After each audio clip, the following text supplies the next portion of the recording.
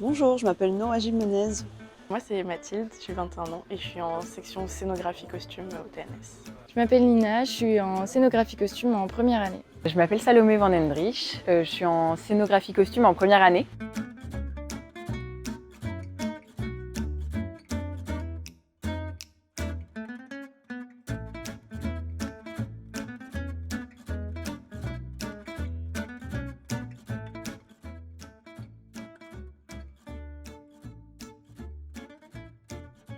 On a été à l'atelier d'Ilkirch avec Denis Cavalli et Jean-Michel qui est peintre à l'atelier. La toile peinte qu'on a décidé de créer est une carte qui rassemble les zones géographiques qui ont été très importantes dans la vie de nos peintres. C'était un peu l'enjeu de ces 2 semaines, d'essayer de créer une carte très longue qui à la fois sorte complètement de notre esprit et qui en même temps puisse rassembler nos peintres dans un objet commun.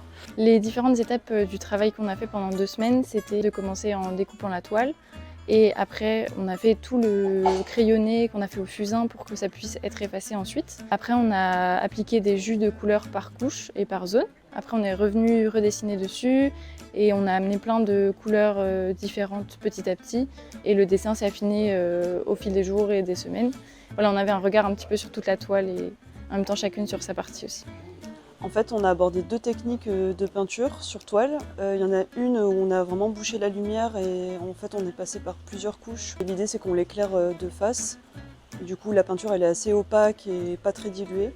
Et la deuxième technique c'est que c'est une peinture qui est rétroéclairable. Donc en fait on l'éclaire par derrière la toile pour faire ressortir les couleurs. Et donc là l'idée c'est de plutôt travailler avec des peintures très diluées, voire des petits points. On trace la plupart de la peinture avec de la sciure pour faire des réserves, ce qui nous permet après de retravailler par-dessus pour avoir des moments de blanc et des moments assez dilués. On utilise aussi avec ça des gros pinceaux qui s'appellent des spalters, ce qui nous permet d'avoir un bras un peu plus allongé et de donner des grands coups de pinceau comparé à l'autre peinture où on a plutôt travaillé dans du détail et quelque chose de plus minimaliste. Quand on a commencé à réfléchir à la toile, on savait qu'on avait 6 mètres par 20 de toile et donc c'est un rectangle, et sauf que nous on a une frise qui est vraiment tout en longueur, et donc ça a été un vrai casse-tête de réussir à caser tous nos morceaux de toile dans ce rectangle.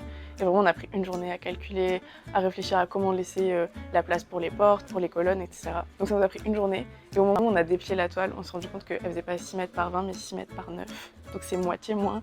On était complètement bloqués, donc Pierre a dû racheter une toile. Voilà, on a perdu une journée à faire des calculs qui n'en servaient à rien, globalement.